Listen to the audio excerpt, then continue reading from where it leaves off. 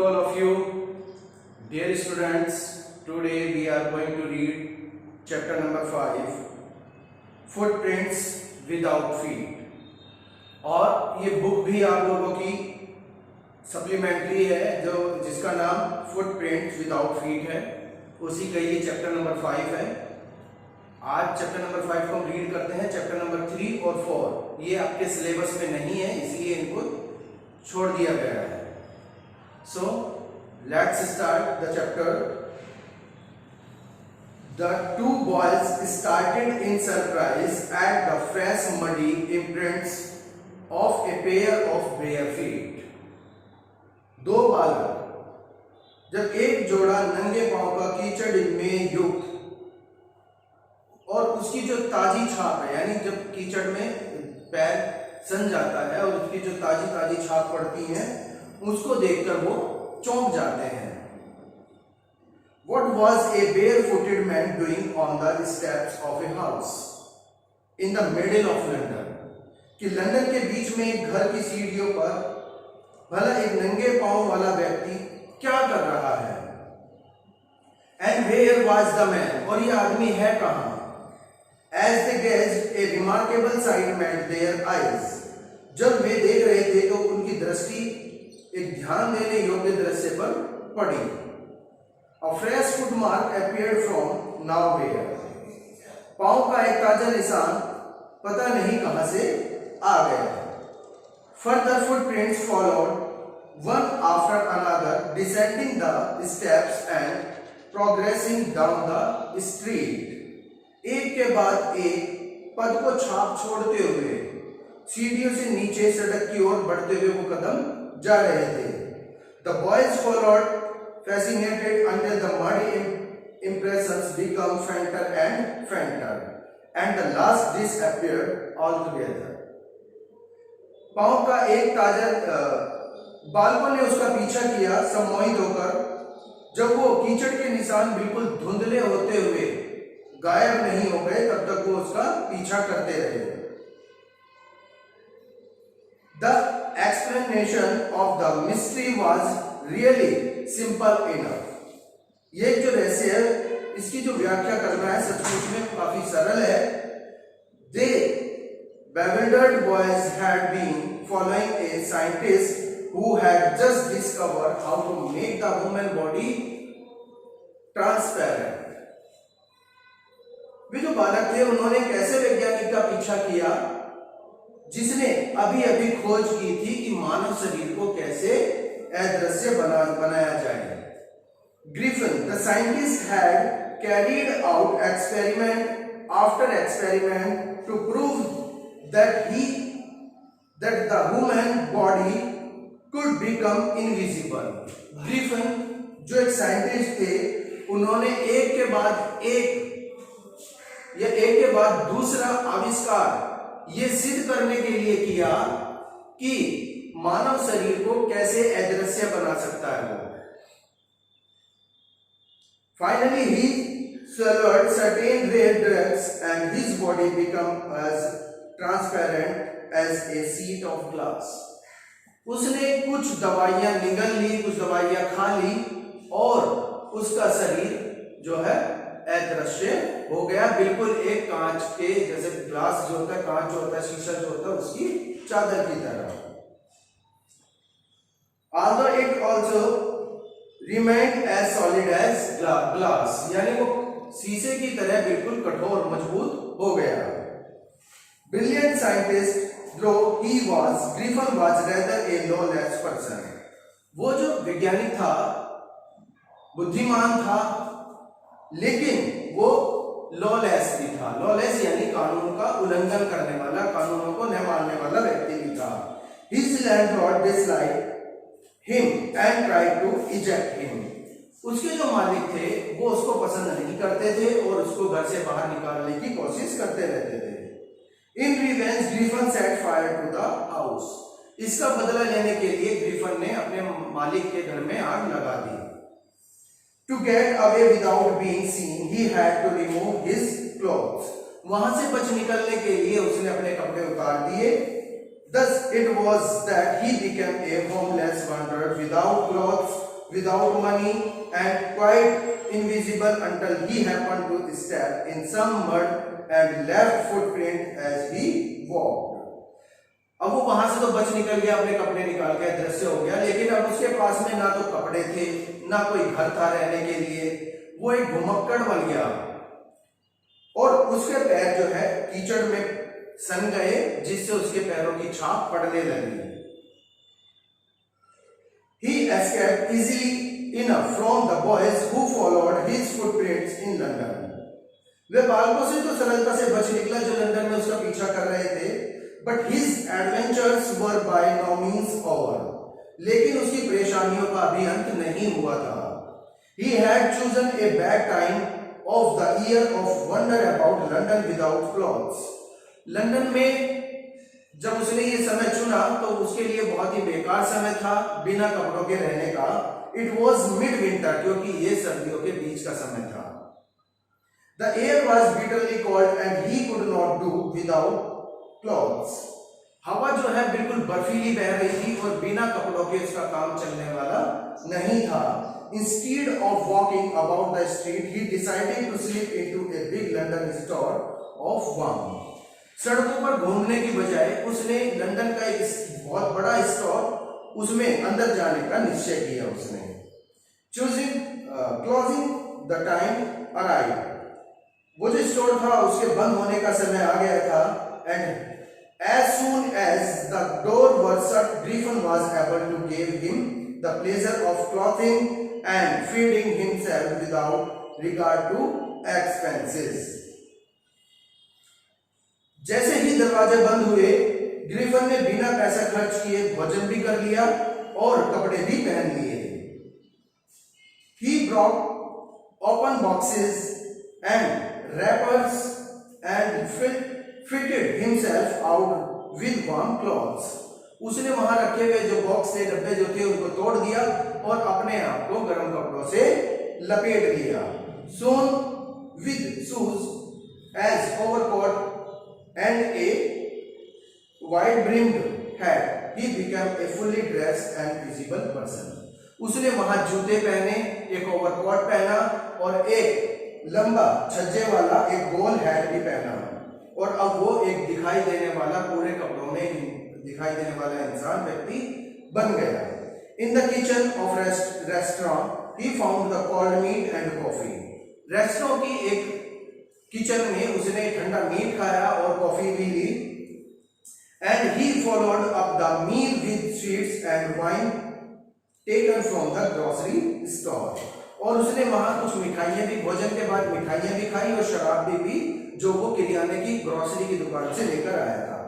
Finally he settled down to sleep on a pile of quilts, और अंत में वो वही रजाई के ढेर पर सो गया। If only Griffin had managed to wake up in the good time, all might have been well. अगर ग्रिफिन जल्दी जाग जाता तो उसके लिए ये समय बहुत अच्छा होता। As it was, he did not wake up until that assistant were already arriving next morning. जब तक उस दुकान के कर्मचारी दुकान में नहीं आ गए, वो तब तक सोता रहा, तब तक नहीं जागा। When he saw a couple of them approaching, he panicked and began to run. जैसे उसने दो लोगों को अपनी तरफ आते हुए देखा, वो घबरा गया और वहां से भाग गया। They naturally gave chase. उन्होंने उसका पीछा किया। In the end, he was able to escape only by quickly taking off his newly found clothes. उसने जल्दी से अपने कपड़े उतारे और वो वहां से अदृश्य होकर गायब हो गया। So once more he found himself invisible but naked in the chill January air. इसी तरह से वो अगली बार फिर से दोबारा वो नंगा हो गया और इस बार जनवरी की ठंडी हवा चल रही थी। This time he decided to try the stock of a theatrical company in the hope of finding not only clothes but also some things that would hide the empty space above his shoulders. Shivering with cold, he hurried the dreary lane, the center of the theatre world. इस बार जो है उसने एक नाटक company के store में प्रवेश करने का विचार किया और उसे आशा थी कि यहाँ ना तो मतलब केवल उसको कपड़े ही पहनने को नहीं मिलेंगे, यहाँ उसको खाने को भी मिलेगा, और जो उसके कंधे के ऊपर का जो हिस्सा है उनको ढकने के लिए भी कुछ कपड़े उसको यहाँ मिल जाएंगे। ठंड से ठिठुरते हुए वह तेज गति से ड्रेरी लेन के अंदर चला गया, जो थिएटर जगत का केंद्र था। He soon found a suitable shop. वहां उसको एक अच्छी सी दुकान मिल गई। He made his way invisible upstairs and came out a little leather wearing bandage round his forehead. और वो सीढ़ियों से चढ़ते हुए ऊपर गया, वहां पर उसने देखा, वहां पर उसने अपने आप को, अपने सिर को, माथे को पट्टियों से लपेट लिया। डार्क ग्लासेस, आंखों पर काले चश्मे पहन लिए, फॉल्स नोज, एक नकली नाक लगा ली, बिग बुशी साइड्स विस्कर्स, मूछे जो लंबी लंबी मूछे होती हैं वो मूछे लगाकर, एंड ए लार्ज हैट, और एक लार्ज हैट पहनकर वो वहां से बाहर आ गया। To escape without being seen he carelessly attacked the shopkeeper from behind, और उसने पीछे से उस दुकानदार पर हमला कर दिया। After which he robbed him of all the money he could find, और बाहर से उस दुकानदार को लूटकर, उसका पैसा लूटकर वहां से निकल गया। Eager to get away from crowded London, he took a train to the village of Iping. London की भीड़ भाड़ वाले इलाके से दूर रहने के लिए उसने आइपिंग जाने वाली ट्रेन को पकड़ लिया। Where he booked 2 rooms at the local inn, जो वहां की उसने लोकल जो सराय थी वहां पर उसने 2 कमरे बुक किए। The arrival of a stranger at an inn the winter was in any case an unusually event. मतलब सर्दियों के समय में सराय में आने पर, अजनबी के आने पर लोग आश्चर्य में पड़ गए। Of stranger of such uncommon appearance set all tongues wagging. एक इस तरह के अजनबी के सराय में आ जाने से सभी लोग बातें करने लगे। Mrs hall, the landlords wife, Mrs Hall जो सराय की जो मालिक जो था उसकी पत्नी थी, made every efforts to be friendly, उसने बहुत सारे प्रयास किए उससे मैत्रीपूर्ण होने के लिए। But Griffin had no desire to talk, लेकिन ग्रीफन जो वैज्ञानिक जो था उसकी इच्छा नहीं थी उससे बात करने की। एंड टोल्ड हर, और उसने उसको कहा, my reason for coming to Iping is a desire for solitude, उसने कहा कि यहाँ आइपिंग में आने की मेरी इच्छा यही है कि मुझे एकांत चाहिए बिल्कुल।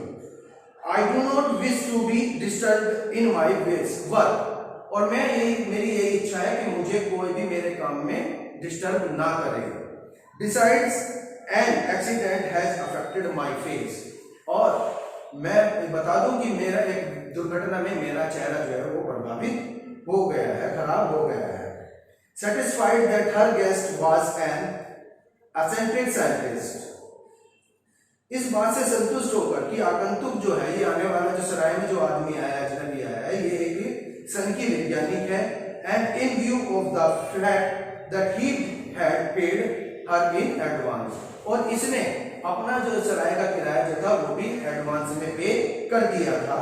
Mrs Hall was prepared to excuse his strange habits and irritable temper, Mrs Hall जो थी उसकी विचित्र आदतों को तथा उसके चिड़चिड़े स्वभाव को अनदेखा करने के लिए तैयार हो गई। But the stolen money did not last long, लेकिन जो उसकी चुराया हुआ पैसा था वो लंबे समय तक नहीं चला। And presently Griffin had to admit that he had no more ready cash, लेकिन अब ग्रीफन ने उसको जाकर बोल दिया, मालकिन को बता दिया कि वो आप आके नकद पैसा देने के लिए तैयार नहीं है, ना ही उसके पास पैसा है। He pretended, however, that he was expecting a check to arrive to any moment. उसने उसको ये भी झूठ बोला कि उसके पास एक चेक आने वाला है जिससे उसके पास पैसा आ जाएगा।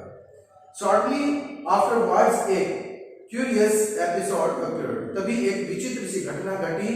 Very early in the morning, a clergyman and his wife were awakened by noises in the study.